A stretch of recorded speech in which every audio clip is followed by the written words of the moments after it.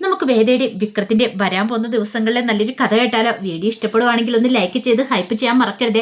അതോടൊപ്പം തന്നെ ആദ്യമായിട്ട് കാണുന്നവരാണെങ്കിൽ സബ്സ്ക്രൈബ് ചെയ്യാനും മറക്കരുത് കേട്ടോ. അപ്പം ഞാൻ കഴിഞ്ഞ ദിവസം കുറച്ച് പാർട്ട് 1 പാർട്ട് 2 എന്ന് പറഞ്ഞുകൊണ്ട് വേദയുടെയും വിക്രത്തിൻ്റെയും വിശേഷങ്ങൾ അപ്ലോഡ് ചെയ്തിട്ടുണ്ടായിരുന്നു കേട്ടോ. അപ്പം അത് കാണാനായിട്ട് താല്പര്യമുള്ളവർ കയറി കാണുകയും അതോടൊപ്പം തന്നെ വീഡിയോ കണ്ടു കഴിഞ്ഞിട്ട് ഇഷ്ടപ്പെടുവാണെങ്കിൽ ഒന്ന് ലൈക്ക് ചെയ്യാനും മറക്കരുത് കേട്ടോ.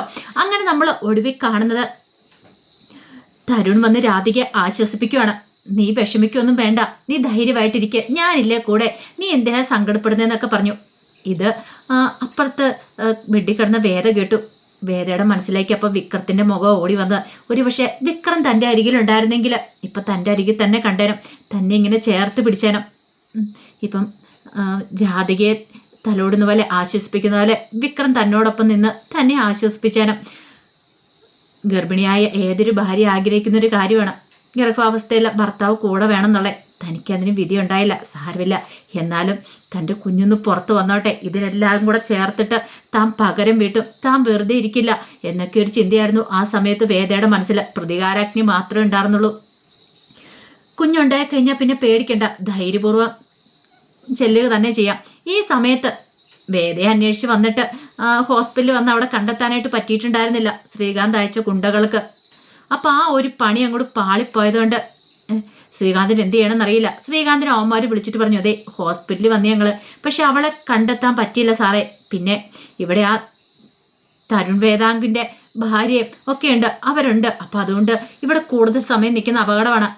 അയാളെങ്ങാനും ഞങ്ങളെക്കുറിച്ച് അറിഞ്ഞു കഴിഞ്ഞിട്ടുണ്ടെങ്കിൽ ഞങ്ങളുടെ കഥ കഴിക്കുമെന്ന് പറഞ്ഞു. അതുകൊണ്ട് സാറേ കുറച്ചൊന്ന് ക്ഷമിക്കണമെന്ന് പറഞ്ഞു. അത് കേട്ടപ്പോൾ ശ്രീകാന്ത് പറഞ്ഞു, എന്ത് റിസ്ക് എടുത്തിട്ടാലും കുഴപ്പമില്ല, അവൾ ഏത് ഹോസ്പിറ്റലുണ്ടെങ്കിലും എത്രയും പെട്ടെന്ന് തന്നെ കണ്ടെത്തണം. അവളെ ജീവനോടെ കിട്ടിയില്ലെങ്കിൽ ശവമായിട്ട് എനിക്ക് കിട്ടിയാലും മതി എന്നൊക്കെയായിരുന്നു ശ്രീകാന്ത് പറയുന്നത്. സ്വന്തം ചോരയാന്ന് പോലും അവൻ കണക്കാക്കുന്നില്ല, കൂടപ്പുറപ്പാന്ന് കണക്കാക്കുന്നില്ല. കൊന്നിട്ടാൾ ശരി, തനിക്ക് സ്വത്തുക്കൾ കിട്ടണം. അവൾ പ്രഗ്നൻ്റ് ആണ്. അപ്പോൾ ആ കുഞ്ഞ് ജനിച്ചിട്ടുണ്ടെങ്കിൽ അത് തൻ്റെ ജീവൻ ആപത്താണ്. ആ കുഞ്ഞ് ജനിച്ച സ്വത്തുക്കൾ മുഴുവൻ ആ കുഞ്ഞിനാണ് കിട്ടാൻ പോകുന്നത്. അങ്ങനെയാണ് ശ്രീകാന്തിൻ്റെ വേദയുടെ മുത്തശ്ശൻ എഴുതി വെച്ചിരിക്കുന്നത്. സ്വത്തുക്കൾ മൊത്തം വേദയുടെ കുഞ്ഞിനായിരിക്കുമെന്ന്. അപ്പം അത് ശ്രീകാന്തിനെ വല്ലാതെ ഭ്രാന്ത് പിടിപ്പിക്കുക. ശ്രീകാന്ത് ഒരു ഹംസനാകുവാണ് കുഞ്ഞിനെ കൊല്ലാൻ വേണ്ടിയിട്ട്. കുഞ്ഞിനെ കൊല്ലാൻ പറ്റിയില്ലെങ്കിൽ വയറ്റി വെച്ച് തന്നെ, വേദയുടെ വയറ്റി വെച്ച് തന്നെ അതിനെ തീർക്കണം. പുറത്തു വന്ന് കൊല്ലാൻ പറ്റിയില്ലെങ്കിൽ ആ ഒരു ചിന്തയോട് കൂടിയിട്ടാണ് ശ്രീകാന്ത് ഗുണ്ടകളെ അയച്ചത്. അതുമാത്രമല്ല വിക്രം, കാരണം ഏറ്റവും വലിയൊരു തെളിവാണ് അകത്ത് കിടക്കുന്ന വിക്രം. അവനെ ഏതെങ്കിലും കാലത്ത് സത്യങ്ങൾ പുറത്തു കൊണ്ടുവരും. അപ്പം അവനെ തീർക്കാനായിട്ട് അതിന് വേണ്ടുന്ന ആൾക്കാരെയും കൂടെ ജയിലിലേക്ക് കയറ്റി വിടുവാണ്. അപ്പം അതിന് വേണ്ടുന്ന ആൾക്കാരൊക്കെ ഉണ്ടായിരുന്നു. അപ്പം ജയിലിലാണെങ്കിലും എവിടെയാണെങ്കിലും പൈസ കൊടുത്തു കഴിഞ്ഞിട്ടുണ്ടെങ്കിൽ കാര്യങ്ങൾ ചെയ്യുന്ന ആൾക്കാരുണ്ടല്ലോ. അപ്പം അതുപോലെ തന്നെ ഒരു പോലീസുകാരൻ ജയിലിലും ഉണ്ടായിരുന്നു. ശ്രീകാന്ത് പൈസ കൊടുത്ത് നിർത്തിയേക്കുന്ന ഒരുത്തനുണ്ടായിരുന്നു. അങ്ങനെ അവൻ കാര്യങ്ങളൊക്കെ പറഞ്ഞു. അതെ മണിയുണ്ട്, മണി അങ്ങോട്ടേക്ക് കയറുന്നുണ്ട്, അവൻ പരോള് കഴിഞ്ഞാൽ കയറുന്നേ. ശ്രീകാന്ത് സാറെ പേടിക്കണ്ടെന്ന് പറഞ്ഞു. അവനെ അതുകൊണ്ട് കാര്യങ്ങൾ നടത്തിക്കോളും. 3-4 കൊല നടത്തിയവനാണ് മണി. അതിനെല്ലാം ശേഷം പരോളിന് ഇറങ്ങിയതാണ്. അങ്ങനെ ഒടുവിൽ മണി അകത്തേക്ക് കയറുവാണ്. അപ്പം അവൻ്റെ മെയിൻ ടാർഗറ്റ് എന്ന് പറഞ്ഞാൽ വിക്രമാണ്. വിക്രത്തിനെ തീർക്കണം. വിക്രം ഒരു കാരണവശാലും ജീവിച്ചിരിക്കാൻ പാടില്ല. അപ്പം അതെന്ന് പറയുമ്പോഴും പെട്ടെന്നൊരു കൊലപാതകമായിട്ട് ആർക്കും തോന്നില്ല. അങ്ങോട്ടും ഇങ്ങോട്ടും വഴക്കുണ്ടാക്കിയിട്ട് അതിൻ്റെ പേരിൽ ഒരു അടിപിടി ഉണ്ടായി അങ്ങനെ തീരുന്നതായിട്ട് വേണം ചിത്രീകരിക്കാനായിട്ട്. അതാണ് മണിയുടെ തീരുമാനം. അപ്പം ജയിലിനുള്ളിലും മണിക്ക് സഹായികളും കാര്യങ്ങളൊക്കെ ഉണ്ടായിരുന്നു. അപ്പം മണി തൻ്റെ സഹായികളോട് കാര്യം പറഞ്ഞു, നിങ്ങൾ അവൻ്റെ അടുത്തേക്ക് ചെല്ല്, അവനെ പോയൊന്ന് തോണ്ട്, ബാക്കി കാര്യം ഞാൻ ഏറ്റെന്ന് പറഞ്ഞു. അങ്ങനെ വിക്രത്തിൻ്റെ അടുത്തേക്ക് 2-3 അവന്മാർ വന്നു. അവന്മാർ വന്ന് വിക്രത്തിനെ ഓരോന്നൊക്കെ പറഞ്ഞ് ചൊടിപ്പിക്കുകയാണ്. നീ ആൾ കൊള്ളാലോടാ എന്നൊക്കെ പറഞ്ഞിട്ട് ആദ്യമൊന്നും വിക്രം മൈൻഡ് ചെയ്തില്ല. പക്ഷെ അച്ഛനും അമ്മയ്ക്കൊക്കെ പറഞ്ഞു കഴിഞ്ഞപ്പോഴത്തേനും വിക്രത്തിന് സമനില തെറ്റി. കാരണം വിക്രത്തിന് സഹിക്കാൻ പറ്റുന്നതിൽ അപ്പുറത്തെ കാര്യമായിരുന്നത്. ഒന്നാമത്തെ കാര്യം, വിക്രമാണെങ്കിൽ തലേ രാത്രി കിടക്കണ സമയത്തൊരു വല്ലാത്തൊരു സ്വപ്നം കണ്ടു. അമ്മ തൻ്റെ അരിയിൽ വരുന്നേ. അമ്മ വന്നിട്ട് പറയണേ, വേദ എവിടെയുണ്ടെങ്കിലും അവളെ നീ കണ്ടെത്തണം, അവൾ നീ സന്തോഷമായിട്ട് ജീവിക്കണം, അമ്മയ്ക്ക് എന്ത് സംഭവിച്ചാലും നീ വിഷമിക്കരുതെന്നൊക്കെ പറഞ്ഞുകൊണ്ട് അങ്ങനെ കുറേ കാര്യങ്ങൾ പറഞ്ഞിട്ട് ഇങ്ങനെ അങ്ങോട്ട് മാഞ്ഞു പോകുന്നൊരു രംഗമാകണ്ടേ. അത് കണ്ടപ്പോൾ മുതൽ വിക്രത്തിന് ഭയങ്കര വിഷമമാണ്. കാരണം ഈ പറയുന്ന കമല വന്നിട്ട് വിക്രത്തിനെ കണ്ടിട്ടുണ്ടായിരുന്നു. അന്ന് കണ്ടപ്പോൾ പറയുകയും ചെയ്തു, എടാ എനിക്ക് എന്തെങ്കിലും സംഭവിച്ചിട്ടുണ്ടെങ്കിൽ നീ വേദയും കൂട്ടിക്കൊണ്ട് വരണം, എൻ്റെ ചിതാഭസ്മം കൊണ്ട് ഒഴുക്കണം എന്നൊക്കെ പറഞ്ഞിട്ടുണ്ടായിരുന്നു. അതൊക്കെ വിക്രത്തിൻ്റെ മനസ്സിൽ ഇങ്ങനെ മിന്നിമായുന്നുണ്ട്. അപ്പോൾ ആ ഒരു ഭയമുണ്ട് വിക്രത്തിൻ്റെ മനസ്സിൽ. അപ്പം പിന്നെ അമ്മയെക്കുറിച്ചൊക്കെ പറഞ്ഞു വിക്രത്തിന് സഹിക്കുമോ? വിക്രം ആദ്യം ഒന്നും മിണ്ടായിരുന്നു, പിന്നീട് പ്രതികരിക്കുകയാണ്. പ്രതികരിച്ചു കഴിഞ്ഞപ്പത്തിന് അവന്മാർ വെറുതെ വിട്ടില്ല.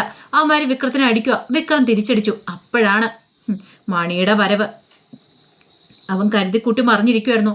അങ്ങനെ അവൻ വിക്രത്തിനെ വന്ന് കൈകാര്യം ചെയ്യുവാണ്. വിക്രത്തിനെ തല്ലി ഒരു പരുവാക്കി. വിക്രം മരിച്ചില്ലെന്നായി കഴിഞ്ഞപ്പോഴത്തേനാണ് ബാക്കി എന്നുള്ള ആൾക്കാരൊക്കെ ഓടി വരുന്നത്. അപ്പോഴേക്കും ജയിൽ സൂപ്രണ്ട് ആൻഡ്രൂ സാറ് കാര്യങ്ങളൊക്കെ അറിഞ്ഞു. അയാൾ ഓടി വന്നു. നോക്കിക്കഴിഞ്ഞപ്പോഴത്തേനും വിക്രത്തിൻ്റെ എടുത്തടിച്ച് അവിടുന്ന് കാഴ്ച കണ്ടേ. പെട്ടെന്ന് തന്നെ എല്ലാവരും ഓടിച്ചു വിട്ടു. എല്ലാത്തിനെയും പിടിച്ച് സെല്ലിടാൻ പറഞ്ഞു. അങ്ങനെ വിക്രത്തിന് വേണ്ടുന്ന ശുശ്രൂഷയും കാര്യങ്ങളൊക്കെ കൊടുക്കുകയാണ്. അപ്പം ആൻഡ്രൂസിന് മനസ്സിലായി ഇത് മനഃപൂർവ്വം കരുതി കൂട്ടിയാണ്. മണി പുറത്തിറങ്ങിയിട്ട് കയറിയിട്ട് അവൻ ആരുടെ ആജ്ഞ അനുസരിച്ചാണ് വിക്രത്തിനെ തീർക്കാനിരിക്കുന്നത്. വിക്രം തെറ്റ് ചെയ്തിട്ടില്ലെന്നുള്ള കാര്യം വിശ്വസിക്കുന്ന ഒരാളാണ് ആൻഡ്രൂസ്. സൂപ്രണ്ട് പാവാണ്. വിക്രത്തിനോട് ഭയങ്കര ഒരു അലിവും കാരുണ്യമൊക്കെ ഉണ്ട് താനും. അപ്പോൾ വിക്രത്തിനോട് ഇടയ്ക്കിടയ്ക്ക് ഓരോ ഉപദേശങ്ങളൊക്കെ കൊടുക്കുകയും ചെയ്യും പുള്ളിക്കാരന്. അങ്ങനെ വിക്രം സെല്ലിലേക്ക് വന്നിരുന്ന് കരയുവാണ്. വിക്രത്തിന് മനസ്സിലായി തന്നെ തീർക്കാനായിട്ട് മിക്കവാറും ശ്രീകാന്ത് അയച്ചിരിക്കുന്നതായിരിക്കും. താൻ പുറത്തിറങ്ങി കഴിഞ്ഞിട്ടുണ്ടെങ്കിൽ അപകടം വന്ന് മനസ്സിലായി കാണും. അതായിരിക്കും അവരുടെ ലക്ഷ്യം. പക്ഷെ അങ്ങനെ വിട്ടുകൊടുക്കാൻ ശ്രീകാന്ത് ഉദ്ദേശിച്ചിട്ടുണ്ടായിരുന്നില്ല. ഇതേ സമയത്ത് പുറത്ത് ചായ വാങ്ങാൻ പോയ സേതുലക്ഷ്മി മുറിയിലേക്ക് വരുവാണ്. അപ്പോഴേക്കും തരുണും രാധയും കൂടെ സംസാരിച്ചിരിക്കുന്നത് കണ്ടു. ആ സമയത്ത് സേതുലക്ഷ്മി തരുണിനോട് പറഞ്ഞു, തരുണെ എനിക്ക് നിന്നോട് കുറച്ച് കാര്യങ്ങളൊക്കെ സംസാരിക്കാനുണ്ടെന്ന് പറഞ്ഞു. എന്താ അമ്മയെന്ന് ചോദിച്ചു. അതെ, ഞാൻ പിന്നീട് നിന്നോട് പറയാം. അപ്പോൾ വേദയെക്കുറിച്ച് പറയാൻ തന്നെയാണ്. തരുണിനോട് പറയുവാണെങ്കിൽ തരുണിന് എന്തെങ്കിലും ചെയ്യാൻ കഴിയും. തൻ്റെ മകനിലെ വേദയുടെ ജീവൻ രക്ഷിക്കാനായിട്ട് പറ്റും. വേദയുടെ ജീവൻ അപകടത്തിലാണെന്നുള്ള കാര്യം ആ പാവം അമ്മയ്ക്കറിയാം. പിന്നീട് തരുൺ പറഞ്ഞു, ശരിയമ്മേ, അല്ല ഇമ്പോർട്ടൻ്റ് ആയിട്ടുള്ള എന്തെങ്കിലും കാര്യമാണോ എന്ന് ചോദിച്ചു. അപ്പോഴേക്കും സേതുലക്ഷ്മി പറഞ്ഞു, അതെ ഒരു പ്രധാനപ്പെട്ട കാര്യമാണ് മോനെ എന്ന് പറഞ്ഞു. അങ്ങനെ ഒടുവിൽ എന്ത് ചെയ്തു, തരുൺ പറഞ്ഞു എങ്കിൽ ഇച്ചിരി കഴിഞ്ഞിട്ട് സംസാരിക്കാമെന്നൊക്കെ പറഞ്ഞു. കുറച്ച് സമയം കൂടെ കഴിഞ്ഞിട്ടാണ് തരുൺ പുറത്തേക്ക് അങ്ങോട്ട് ഇറങ്ങി പോകുന്നത്. ഈ സമയം സേതുലക്ഷ്മി രാധികയുടെ അടുത്ത് ഇരിക്കുകയാണ്. അപ്പം രാധികയ്ക്കാണെങ്കിൽ വല്ലാത്തൊരു ബുദ്ധിമുട്ട് തോന്നി തുടങ്ങിയിട്ടുണ്ടായിരുന്നു. കാരണം രാധിക മെൻ്റലി അത്ര സ്ട്രോങ് ആയിരുന്നില്ല. അവർക്ക് കുറച്ച് മാനസിക പ്രശ്നങ്ങളും കാര്യങ്ങളൊക്കെ ഉണ്ടായിരുന്നു. അതുമാത്രമല്ല ഹെവി ബ്ലീഡിങ് കാര്യങ്ങളൊക്കെ അതൊന്ന് നോർമലായി വരുന്നുണ്ടായിരുന്നുള്ളൂ.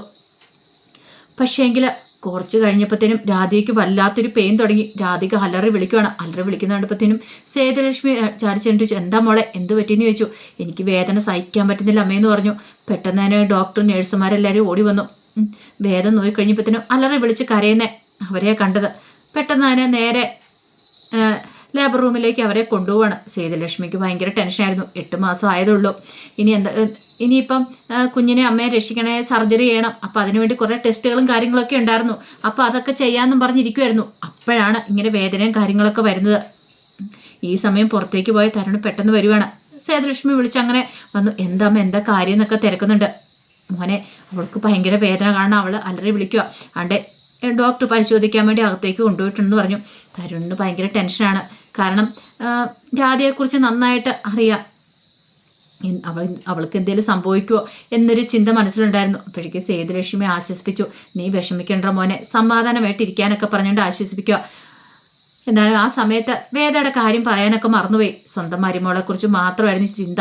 ഈ സമയത്ത് വേദയ്ക്കും ഭയങ്കര വിഷമമായിപ്പോയി. വേദയുടെ മനസ്സിൽ ഒരേ ഒരു പ്രാർത്ഥന ഉണ്ടായിരുന്നുള്ളൂ, ദൈവമേ രാധയ്ക്കൊന്നും സംഭവിക്കില്ലേ, എത്രയും പെട്ടെന്ന് തന്നെ സർജറിയും കാര്യങ്ങളൊക്കെ നടക്കണം. ഇനിയിപ്പോൾ ഡെലിവറി നടന്നില്ലെങ്കിൽ സർജറിയും കാര്യങ്ങളൊക്കെ നടക്കണമെന്ന് വേദയെ മനുകുരി പ്രാർത്ഥിച്ചുകൊണ്ടിരിക്കുകയാണ്. ആ സമയം വേദയുടെ മനസ്സിലെ ചിന്തകളും അതൊക്കെ തന്നെയായിരുന്നു. എന്താണെങ്കിലും ഇതിൻ്റെ ബാക്കി വിശേഷങ്ങളുമായിട്ട് നാളെ വൈകുന്നേരം ഞാൻ വരാട്ടോ. ഇനി എന്താണെങ്കിലും വേദയ്ക്ക് കുഞ്ഞും കാര്യങ്ങളൊക്കെ പിറക്കുന്നുണ്ട്. അതിൻ്റെ കഥയുമായിട്ട് വരാട്ടോ. മറക്കാതെ എല്ലാവരും കയറി കാണാൻ ശ്രമിക്കണേ. ഒരിക്കൽ കൂടി എല്ലാവർക്കും ശുഭരാത്രി നേർന്നുകൊണ്ട് നിർത്തുന്നു. നന്ദി.